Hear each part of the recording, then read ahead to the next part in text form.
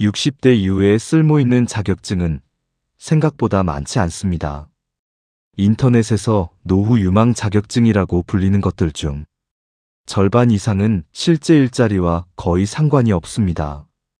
그런데 문제는 이 사실을 자격증을 딴 후에 알게 된다는 겁니다. 지난달 한 분이 제게 이런 말씀을 하셨습니다. 선생님, 저 들어온 자격증에 1200만 원 썼습니다. 공무원 퇴직하고 늦깎이로 자격증 따면 뭐라도 될 줄 알았다고. 학원에서는 7분 날리면 200만 원 벌 수 있다고 했다고. 그런데 자격증을 따고 나서 전화 한 통 온 곳이 없었다고 합니다. 저는 그 이야기를 들으면서 화가 났습니다. 그분한테가 아닙니다. 그분을 속인 광고에, 그리고 그 광고를 아무도 막아주지 않는 현실에. 안녕하세요. 정의든의 지혜산책을 찾아주신 여러분. 저는 올해 71, 심리학을 전공하고 30년 넘게 노년기 삶의 질을 연구해온 사람입니다. 대학에서 강의도 했고 지금도 복지관에서 중장년 대상 강좌를 진행하고 있습니다. 그 자리에서 수없이 많은 분들을 만났습니다. 자격증 땄는데 일자리가 없어서 힘들어 하시는 분, 학원에 속아서 돈만 날린 분, 60대에 뭘 해야 할지 막막해 하시는 분. 오늘 제가 드릴 이야기는 희망 고문이 아닙니다. 현실입니다. 냉정하지만 정직한 현실입니다. 그리고 그 현실 속에서도 우리가 실제로 선택할 수 있는 길이 무엇인지 함께 찾아보겠습니다. 혹시 지금 이 영상 그냥 틀어놓고 계신 건 아닙니까? 그렇다면 오늘 이야기 중 절반은 흘려보내실 겁니다. 뒤로 갈수록 진짜 도움이 되는 이야기가 나옵니다. 끝까지 들어주십시오. 오늘 이야기 끝에 가시면 내일 당장 뭘 해야 할지가 보이실 겁니다. 피해야 할 함정부터 말씀드리고 조건이 맞으면 시도해 볼 만한 것들, 그리고 60대도 가능한 현실 카드까지 하나씩 풀어가겠습니다. 그 전에 먼저 우리가 처한 현실을 정확히 봐야 합니다. 65이 넘었는데도 왜 우리는 이렇게 불안할까요? 어떤 형태로든 우리는 지금 주된 일자리를 잃은 상태입니다. 은퇴 후 처음 몇 달은 괜찮았습니다. 이제 좀 쉬어야지. 여행도 가고 손주도 돌봐주고. 그런데 석 달쯤 지나면 뭔가 이상한 기분이 듭니다. 아침에 일어나도 할 일이 없습니다. 6달쯤 되면 많은 분들이 심리적으로 바닥을 칩니다. 특히 남성분들이 더 그렇습니다. 내가 뭐 하는 사람인가? 나는 이제 쓸모가 없는 사람인가? 강좌에서 이 말씀을 하시는 분이 정말 많습니다. 솔직히 말씀드리면 저도 비슷한 생각을 한 적이 있습니다. 혹시 지금 이 말에 고개 끄덕이신 분 계십니까? 그렇다면 오늘 이야기가 좀 더 가까이 들리실 겁니다. 여기에 더해서 돈 걱정이 시작됩니다. 연금은 생각보다 적습니다. 국민연금 한 달에 얼마나 받으십니까? 평균이 60만 원에서 70만 원 정도입니다. 정년까지 꼬박꼬박 넣은 분도 많아야 100만 원대입니다. 퇴직금은 생각보다 빨리 줄어듭니다. 자식 결혼 자금, 전세 자금, 경조사, 갑자기 병원비까지 생각보다 훨씬 빨리 빠집니다. 노후에 부부가 적정하게 살려면 월 300만 원, 1인 가구는 월 200만 원 정도 필요하다고 합니다. 숫자가 많죠. 정리하면 이겁니다. 들어오는 돈은 적고 나가는 돈은 빠릅니다. 현실은 턱없이 부족합니다. 그래서 우리는 다시 일을 생각하게 됩니다. 바로 이 시점에서 자격증이라는 단어에 끌리게 됩니다. 하지만 여기서 중요한 질문이 있습니다. 우리에게 필요한 일은 과연 어떤 일일까요? 30대, 40대가 찾는 일과 같은 일일까요? 대기업, 정규직, 연봉 4천, 과장, 부장 직함. 아닙니다. 그건 이미 우리 나이에는 맞지 않습니다. 우리에게 필요한 일은 이런 겁니다. 주 3일에서 4일, 하루 4시간에서 6시간, 월 50만 원에서 100만 원. 집에서 너무 멀지 않고 내 건강을 해치지 않는 일. 그리고 무엇보다 내 삶의 리듬을 만들어주는 일. 아침에 일어나서 오늘은 출근하는 날이구나 하는 그 리듬. 일주일에 서너 번이라도 사회와 연결되어 있다는 느낌. 연봉이 아니라 삶의 리듬입니다. 직함이 아니라 관계입니다. 성공이 아니라 건강한 일상입니다. 이걸 먼저 이해하셔야 합니다. 자, 이제 본격적으로 시작하겠습니다. 먼저 피해야 할 것부터 말씀드립니다. 광고는 현란합니다. 이거 하나만 따면 돼. 노후 대박 자격증. 하지만 우리 시간과 돈은 한정되어 있습니다. 제가 드리는 첫 번째 조언은 이겁니다. 관심 가는 자격증이 있으면 먼저 워크넷에 들어가세요. 그 자격증 이름으로 구인 공고를 전국 단위로 검색해 보세요. 100개 이하로 뜬다면 일자리로서의 의미는 별로 없습니다. 이건 제 개인 의견만은 아닙니다. 30년 넘게 이 분야를 연구하면서 그리고 강좌에서 만나온 수백 분이 같은 말씀을 하셨습니다. 노동시장 데이터도 똑같은 이야기를 하고요. 드론 자격증. 첫 번째 함정입니다. 굉장히 유망하다고 광고합니다. 미래 산업이라고 합니다. 그런데 워크넷에서 검색하면 전국 단위로 30개에서 40개. 그것도 드론 기계 연구직이거나 방역이나 방제 같은 특수 분야입니다. 7분 날리고 200만 원 번다는 말 들어보셨을 겁니다. 하지만 자동차 대형 면허를 땄다고 고속버스를 당장 몰 수 없는 것처럼 드론 자격증을 땄다고 바로 방제사가 되는 건 아닙니다. 자격증 비용만 300만 원에서 500만 원. 방제용 드론은 대당 2천만 원. 보조 배터리와 드론을 싣고 이동할 수단, 사무실도 필요합니다. 드론 등록, 사업장 등록의 보험까지. 대인, 대차, 자차 모두 들어야 하는데 2천만 원짜리 드론 한 대당 1년 보험료가 300만 원대입니다. 숫자가 많죠. 한마디로 정리하면 시작 비용이 너무 큽니다. 여기서 끝이 아닙니다. 시장에 진입해 살아남으려면 경쟁에서 이겨야 하거든요. 드론이 유망하지 않다는 게 아닙니다. 미래에는 분명 커질 분야입니다.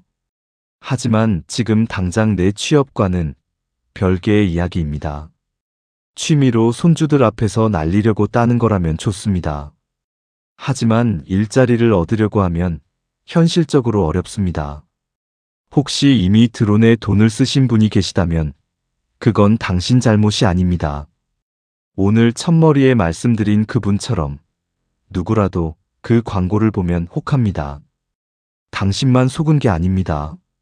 숲 해설가. 두 번째 함정입니다. 자연 속에서 일하고 의미 있고 늦은 나이에도 할 수 있다. 다 맞는 말입니다. 하지만 하나 빠진 게 있습니다. 돈을 벌 수 있느냐는 겁니다. 숲 해설가는 거의 은퇴 이후 소일거리 차원입니다. 정규직 형태로 고용되는 경우가 별로 없고 수시로 일이 있을 때 한 건에 5만 원 정도. 아르바이트 수준 이상의 임금을 기대하기 힘듭니다. 내가 좋아하는 일을 하면서 돈을 못 벌어도 괜찮다는 전제가 붙을 때만 권할 만합니다. 수입이 좀 더 있었으면 좋겠다면 문화관광 해설사나 지질공원 해설사를 함께 준비하시는 게 낫습니다. 여기까지 들으시면서 마음이 좀 무거워지셨을 겁니다. 하지만 지금 이 이야기는 포기하라는 말이 아닙니다. 잘못된 길을 먼저 지워두자는 이야기입니다. 지울 걸 먼저 지워야 진짜 길이 보이거든요. 혹시 이런 광고 보고 마음이 혹한 적 있으십니까? 있으시다면 그게 정상입니다. 강좌에서 만나본 분들도 대부분 그러셨습니다. 병원 코디네이터, 주거복지사, 생활지원사. 나머지 함정들입니다. 병원 코디네이터는 구인 공고를 거의 본 적이 없습니다. 일자리 자체가 많지 않습니다. 주거복지사도 워크넷에서 검색하면 가뭄에 콩나듯이 몇 개뿐입니다. 현행 제도상 사회복지사가 그 업무를 담당하는 경우가 훨씬 많습니다. 생활지원사도 마찬가지입니다. 이런 자격증들은 한마디로 광고일 뿐입니다. 시간과 돈 낭비하지 마세요.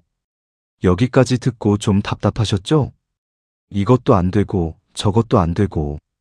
괜찮습니다. 제가 함정부터 말씀드린 건 시간과 돈을 낭비하지 않으셨으면 해서입니다. 그래서 도대체 뭘 하라는 건데? 하고 계신 분 있으실 겁니다.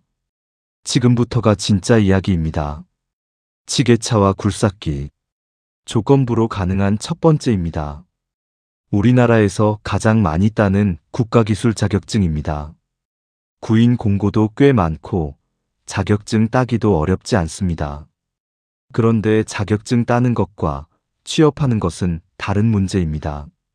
중장비라 사고가 나면 큰일이니 고용주는 경험 있는 40대, 50대를 선호합니다. 신입으로 들어갈 곳은 고물상이나 재활용품 수집처. 조건이 열악하고 오래 일해야 합니다. 급여도 최저임금 수준입니다. 그렇게 몇 년 경력을 쌓으면 좀 나아집니다. 공장이나 아파트 관리 쪽으로 갈 수 있고 경력이 붙으면 연 3천에서 4천만 원대도 가능합니다. 하지만 60대가 그 힘든 초기 과정을 견디기는 쉽지 않습니다.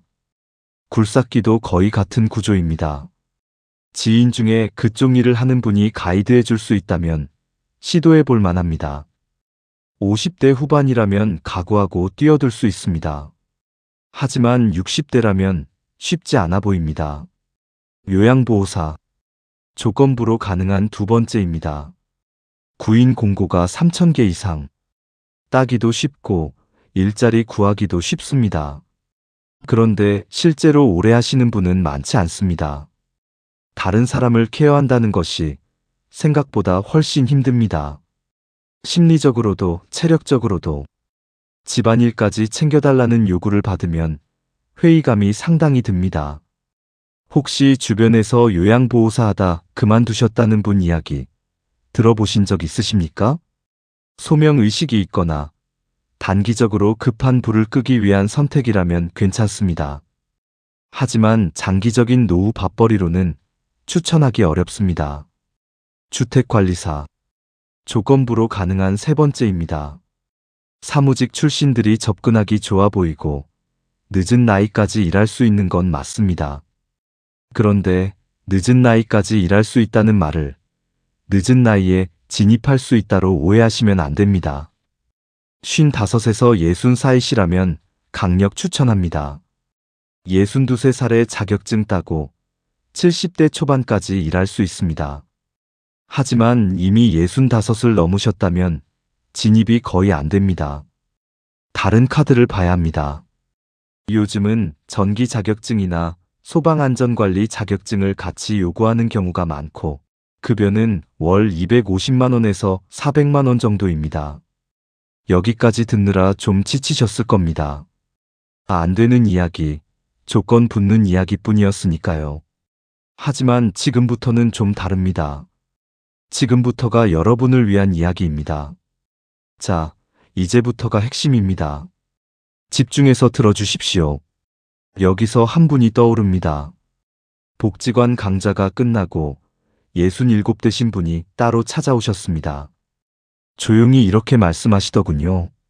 선생님, 저 아직 쓸 수 있는 사람이죠? 그 한마디가 가슴에 꽂혔습니다. 그분은 자격증 함정에 2번이나 속으신 뒤였습니다. 하지만 포기하지 않으셨어요. 다만 이번에는 제대로 알고 시작하고 싶다고 하셨습니다. 그래서 제가 안내해드린 것들이 바로 지금부터 말씀드릴 이야기입니다. 30년 연구하고 현장에서 분들을 만나면서 확인한 60대 초중반도 충분히 가능한 것들입니다. 전기기능사. 제가 추천드리는 첫 번째입니다. 전기기능사, 전기산업기사, 전기기사. 이 세 가지가 국가기술 자격증 상위 10위 안에 다 들어갑니다. 구인 공고도 지게차를 능가하거든요. 전체 총량으로 보면 정말 많습니다. 그래서 저는 전기 관련 자격증을 괜찮은 자격증이라고 봅니다. 전기 쪽은 크게 두 갈래입니다. 전기공사 쪽은 체력적으로 힘들어서 60대에는 쉽지 않습니다. 하지만 시설관리 쪽은 좀 다릅니다. 아파트나 건물의 전기시설을 관리하는 일인데 60대도 충분히 하실 수 있거든요. 초임은 최저임금 수준이지만 경력이 쌓이면 급여가 빠르게 올라갑니다. 4, 5년이면 월 300만 원에서 400만 원. 기사 자격증까지 따면 더 올라갑니다.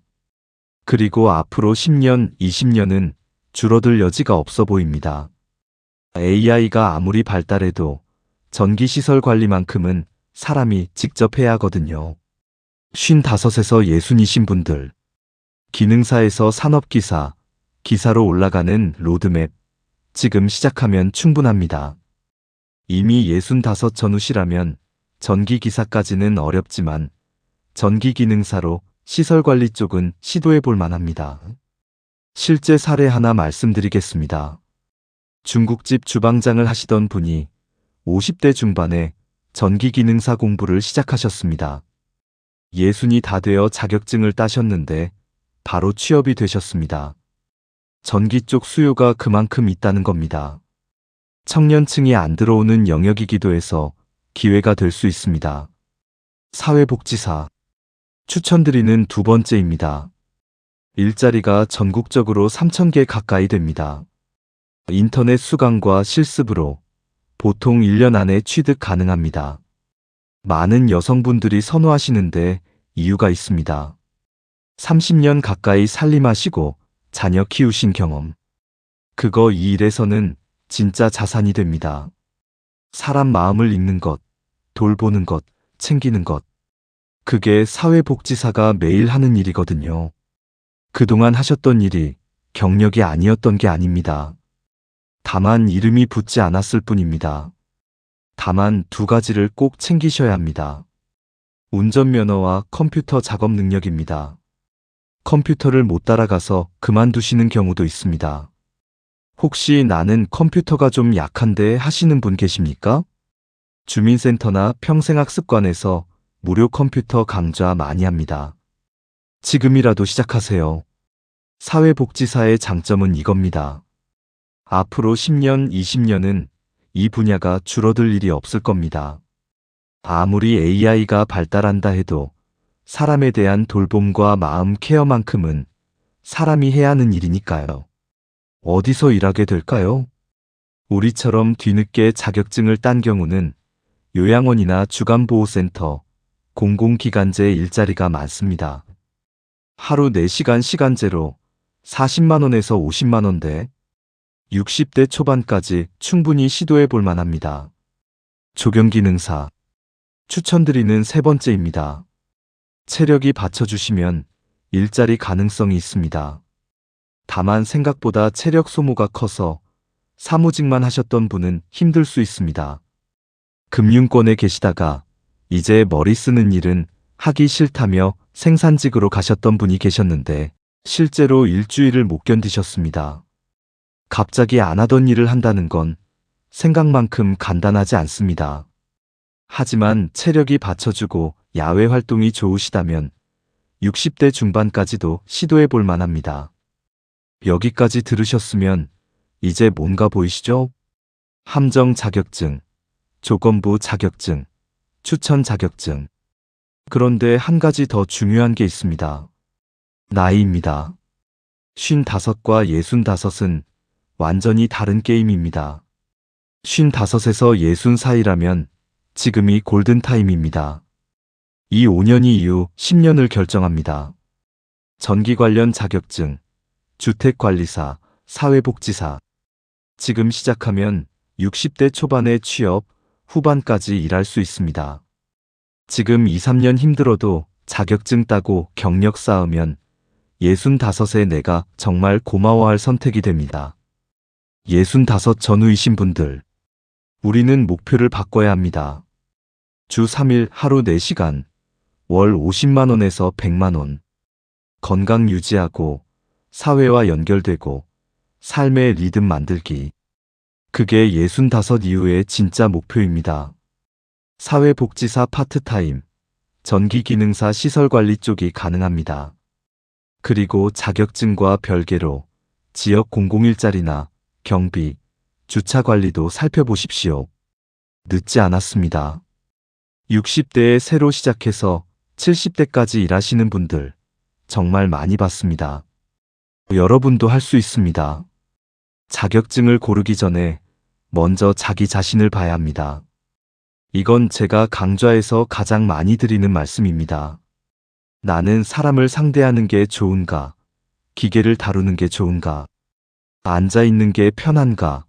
몸을 움직이는 게 편한가? 다른 사람의 감정을 돌보는 일을 감당할 수 있는가? 내 체력은 어느 정도인가? 이런 질문에 먼저 답을 하고 나서 자격증을 고르세요. 자기 자신을 먼저 아는 것이 가장 중요합니다. 오늘 이 영상을 끄시고 이 3가지만 해보세요. 3가지가 다 기억 안 나셔도 괜찮습니다. 하나만 하셔도 됩니다. 하나, 노트 한 장 꺼내세요. 왼쪽에 좋아하는 일, 오른쪽에 싫어하는 일을 쓰세요. 사람 상대하기와 기계 상대하기, 앉아있기와 돌아다니기, 감정 케어와 육체 노동. 딱 5분만 고민해서 써보세요. 이것만 해도 어떤 자격증을 봐야 할지 보입니다. 둘, 핸드폰 꺼내세요. 연락이 뜸했던 친구 한 명에게 요즘 어떻게 지내? 한마디만 하세요. 그 대화 속에서 생각지도 못한 정보가 나옵니다.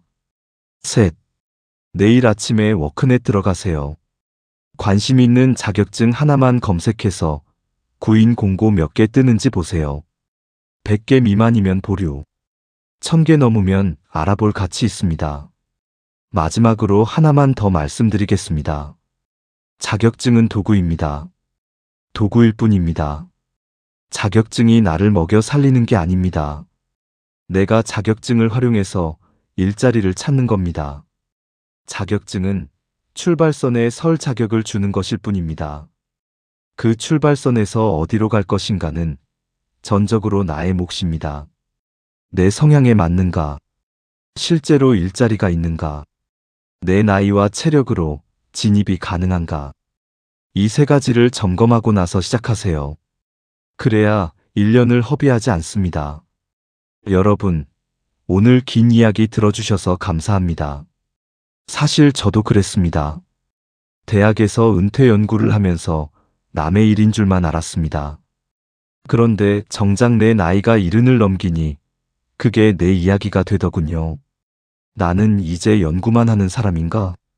이게 전부인가? 그런 생각이 한동안 저를 찾아왔습니다. 하지만 지금은 압니다. 끝난 게 아니라 새로 시작하는 거였다는 걸. 여러분도 지금 그 새로운 시작점에 계십니다. 60대의 자격증은 20대의 자격증과 다릅니다. 우리에게는 시간이 많지 않습니다. 체력도 한정되어 있습니다. 그러니까 더 신중해야 합니다. 더 전략적이어야 합니다. 하지만 절망할 필요는 없습니다. 지금까지의 선택이 잘못된 게 아닙니다. 그때는 그게 최선이었습니다. 다만 이제 상황이 달라졌을 뿐입니다. 달라진 상황에 맞게 다시 정리하면 됩니다. 길은 있습니다. 단지 그 길이 인터넷 기사가 말하는 화려한 길은 아닐 뿐입니다. 현실적인 길입니다. 땀 흘려야 하고 초반에 어려운 고비도 넘겨야 합니다. 하지만 그 길을 제대로 알고 시작한다면 우리는 갈 수 있습니다. 아직 늦지 않았습니다. 지금 나에게 맞는 길로 다시 정리할 시간입니다. 혹시 오늘 이야기 들으시면서 이건 나랑 맞겠다 싶은 게 하나라도 떠오르셨습니까? 그렇다면 마음속으로만 두지 마시고 어딘가에 적어두셨으면 좋겠습니다. 그 한 줄이 내일의 첫걸음이 될 수 있습니다. 오늘도 정의든의 지혜 산책을 찾아주셔서 감사합니다. 여러분의 노후가 품격 있고 따뜻하기를 진심으로 응원합니다. 건강하십시오.